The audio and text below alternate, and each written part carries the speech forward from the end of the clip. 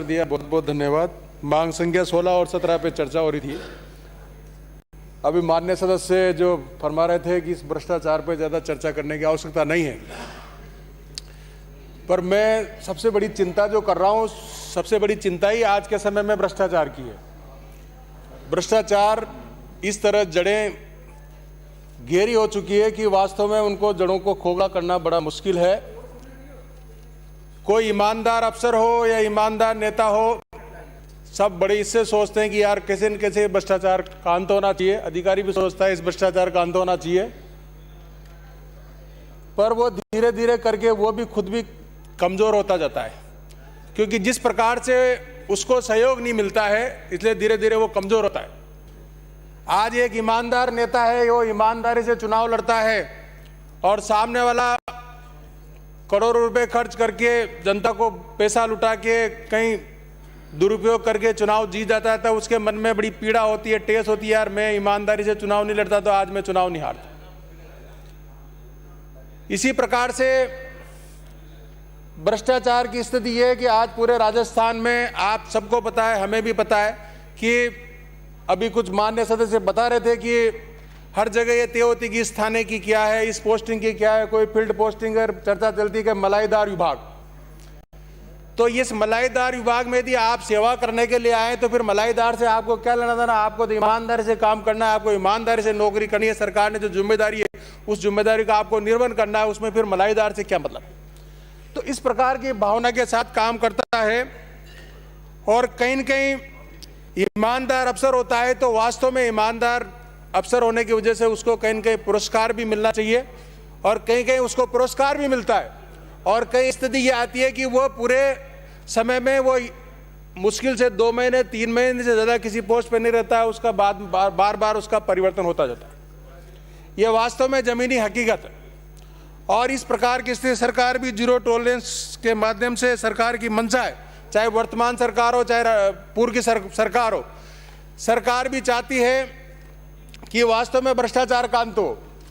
और उसके बाद रोजाना भ्रष्टाचार विभाग इतने केस रोजाना बना रहा है, वास्तव में जितना धन्यवाद दो इस विभाग को उतना कम है। उसके बाद भी भ्रष्टाचार इतना हो रहा है, अब कौन सा विभाग बच रहा है जिसमें भ्रष्टाचार नहीं है? कोई सा भी विभाग ले लो। और यदि ये भ्रष्टाचार नहीं होता तो आज हम कहाँ पहुंचते, अपना इस प्रदेश और पूरा देश कहाँ तरक्की और उन्नति कर जाता, इसके लिए किसी ने सोचा भी नहीं होगा। आज एक काम अपन करते हैं, 5 साल के बाद उस काम का अंत हो जाता है, वो दोबारा काम फिर उसी जगह से शुरू हो जाता है। कोई आज एक भवन बनाता है, वो भवन 10 साल 15 साल बाद वो जीर्ण शीर्ण अवस्था में आ जाता है और उसके लिए वापस इतनी उसकी स्वीकृति की निकालने की आवश्यकता होती है। इस प्रकार वर्तमान के हालात हैं, वो आप किसी से छुपे नहीं है।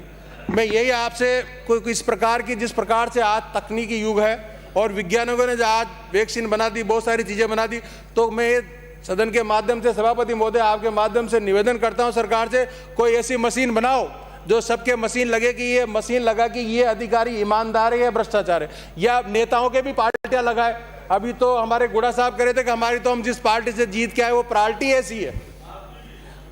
तो हम यही कह रहे हैं कि भाई आप तो जिस पार्टी से जीत के आए आप तो खुद ही कह रहे हैं, पर हमारी भी कहीं कमियां तो उस हमारे जो पार्टी के नेता उनको हम सुझाव देंगे, भाई ऐसे ईमानदार आदमी को आप टिकट दो ताकि निश्चित रूप से पार्टी का नाम भी हो और जिस उद्देश्य के साथ, जिस सोच के साथ आज पार्टी ने जन्म लिया है, पार्टी जिसके साथ काम कर रही है, वैसे पार्टी में इस प्रकार की विचारधारा के लोग हैं, हम कहेंगे निश्चित, और अधिकारी भी इस प्रकार के हो जो वास्तव में सबको पता है। वास्तव में हम भी इतने 200 मान्य सदस्य बैठे हैं, इतने यहाँ मंत्री बैठे हैं, वर्तमान हो चाहे पूर्व, सबको पता है कौन ईमानदार है कौन सबको पता है। जितने अधिकारी बैठे हैं उनका भी अपन को पता है कौन ईमानदार है कौन सबको पता है। और पता होने के बाद भी क्या स्थिति बनती है आप सबको पता है। कोई एक मुखिया यदि ईमानदार हो तो निश्चित रूप से रोक लगती है, हकीकत है उस पर रोक लगती है, पर बिल्कुल तो खैर रोक नहीं लग सकती, पर रोक जरूर लगती है, क्योंकि एक अधिकारी ईमानदार है तो क्या करे, वो क्या कहाँ तक रात भर क्या वो दौड़े, वो किस किस की रात भर चेकिंग करे कि कौन सा गश्त कर रहा है, कौन सा क्या कर रहा है। इस प्रकार से जैसे आजकल वो मशीन लगती है कि वो कम से कम 4 किलोमीटर पहले से उसको पता चल जाता है कि ये कितनी स्पीड कंट्रोल की मशीन, जिसका पता चल जाता है कि ये कितनी स्पीड से चल रही थी। ऐसी कोई मशीनें हो तो सब तरह लगे और पता चले कि वास्तव में हो क्या रहा, जब जाके ये मुक्ति पा सकते हैं और इसके पीछे बहुत बड़ा कारण है, हर आदमी की आवश्यकता इतनी होगी, हर आदमी चाहता है कि मैं हेलीकॉप्टर में उड़ूं, मैं कोई ऐसी कोई 200 करोड़ की गाड़ी में बैठूं या 100 करोड़ की गाड़ी में बैठूं। आदमी ऊपर देखता, और आदमी ने यदि ऊपर ने देखा और आदमी जिस दिन नीचे देखने लग जाएगा, चाहे वो अधिकारी हो, चाहे कर्मचारी हो, चाहे नेता हो, यदि वो नीचे की तरह देखने लग जाएगा कि मेरे से ये नीचे रहने वाला वास्तव में कितना सुखी है, तो ये भ्रष्टाचार भी मिट सकता है। और कितना अरबपति, करोड़पति अधिकारी हो चाहे नेता हो, फिर भी रात को उसको किसी को नींद की गोली खा के सोनी पड़ती। वो मजदूर जिसके पास कुछ भी नहीं है, जो 2 रुपए किलो के गेहूं लेके अपनी बड़ी मुश्किल से अभी इस समय में उसने रोज गुजारा चलाया, उसको देखो कितनी बढ़िया नींद आती है। जीवन में सबसे बढ़िया वही है, और सबका यही है, इसी हिसाब से काम हो। सबको पता है वास्तव में इस प्रदेश की स्थिति है। सब अपन यहाँ बैठे रहने वालों को भी निश्चित रूप से सोचना चाहिए, और अपन भी सोचे, जनता को भी सोचना चाहिए। आज अधिकारी यदि भ्रष्ट है और जनता यदि ईमानदार हो जाए, तो अधिकारी कैसे, अधिकारी चाहे तो 1 दिन, 2 दिन, 3 दिन, 4 दिन चक्कर कटा सकता है, वो लगातार थोड़ी ना आपको चक्कर कटा सकता है। जनता यदि ईमानदार है, विधायक का कोई चुनाव लड़ता है, एक बार हार गया, दोबारा तो याद आएगी जनता को, ईमानदार है यार, इसको अपन ने गलत करा, एक बार हार गए, पर अपन अगली बार सोचे कि एक बार हार गए, अगली बार पैसे खर्च करें तो जीत जाएंगे। निश्चित रूप से इस प्रकार की स्थिति हो तो ये प्रदेश आगे बढ़ सकता है। इसके साथ कारागृह में मेरे को तो अनुभव नहीं है, मेरे तो खिलाफ तो आज दिन तक इस राजनीतिक जीवन में कोई एक मुकदमा भी नहीं, कोई रास्ता जाम का मुकदमा नहीं,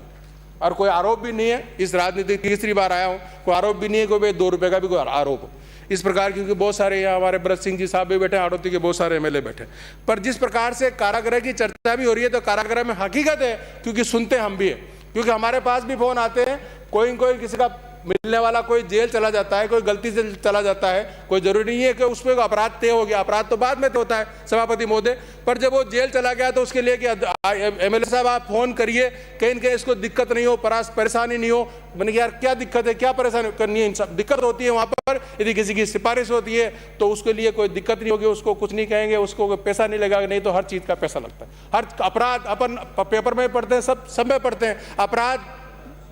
कितने अपराध वहां से होते हैं, कितनी गैंगे वहां से चल रही है। और अब तो धीरे धीरे पिछली सरकार ने जो ये अपने जो जिस प्रकार से दारू की स्थिति आप सबको पता है, अधिकारी की स्थिति सबको पता, मतलब जहां भ्रष्टाचार हो रहा है सबको पता है, चाहे रेत हो, चाहे ये बदरी हो, चाहे आज शराब माफिया हो, दारू हो, कहाँ बिक रहा है, कौन सी नंबर 1 की दुकान है, कौन सी नंबर 2 की दुकान है, क्या स्थिति आप सबको पता है। तो मैं सभापति महोदय आपसे यही क्या, ये अच्छी बहस तो यही है, बहस का सार्थक परिणाम जब भी होगा जब हम सब इसके लिए वास्तव में काम करें, एक प्रण ले, चाहे अधिकारी हो, चाहे कर्मचारी हो, चाहे नेता हो, कि हम वास्तव में इस प्रदेश को ईमानदारी से चलाना चाहते हैं। सभापति महोदय आपने समय दिया, आपका बहुत बहुत आभार। श्री कृष्णानंद।